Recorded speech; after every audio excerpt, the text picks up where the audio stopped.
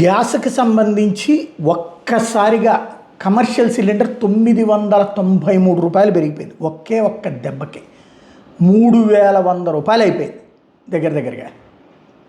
ఓవరాల్గా చూస్తే మనం ఎన్నికలకు ముందు ఎన్నికల తర్వాత అవుతుంది అన్నటువంటిది అనుకుందే. అయితే ఒకంత ఊరట ఏంటంటే మధ్యతరగతి పేదవాళ్ళ జోలికి పోకుండా డొమెస్టిక్ సిలిండర్ది ఇంకా పెంచలేదు.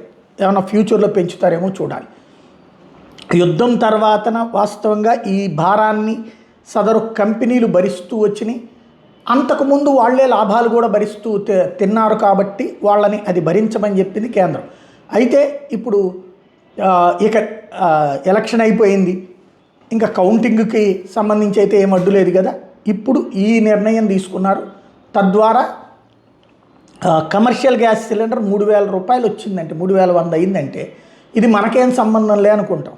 మనం రోడ్డు పక్కన తినేటటువంటి టీ బళ్ళ దగ్గర నుంచి టిఫిన్ బళ్ళ దగ్గర నుంచి హోటళ్లలో రెస్టారెంట్లో తెప్పించుకునేదన్నా వాళ్ళకి రూల్ ప్రకారం డొమెస్టిక్ కాదు వాడేది, కమర్షియలే. వాళ్ళకి 2000 రూపాయల సిలిండర్ 3000 అయితే ఏం చేస్తారు? టిఫిన్ రేట్లు పెంచుతారు, లేదా టిఫిన్ సైజు తగ్గిస్తారు.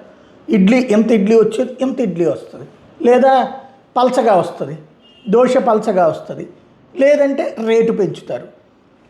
ఆన్లైన్లో రేటు పెంచితే మనం ఆలోచించే తీరిక ఓపిక కూడా లేదు, కొనేస్తాం. కాబట్టి ఆ భారం మళ్ళీ అటు తిరిగి ఇటు తిరిగి మన మీదకి వస్తుంది. కానీ తప్పుతుందా? తప్పదు. మరి ప్రపంచమంతా పెరుగుతున్నటువంటి పరిస్థితి. ఎందుకంటే యుద్ధం కారణంగా పెట్రోల్, డీజిల్, గ్యాస్ వీటికి ఎదురైనటువంటి సంక్షోభం, దాన్ని ఇంతవరకు తీసుకొచ్చినటువంటిది కాస్త మార్చుకొచ్చారన్నమాట అంతే.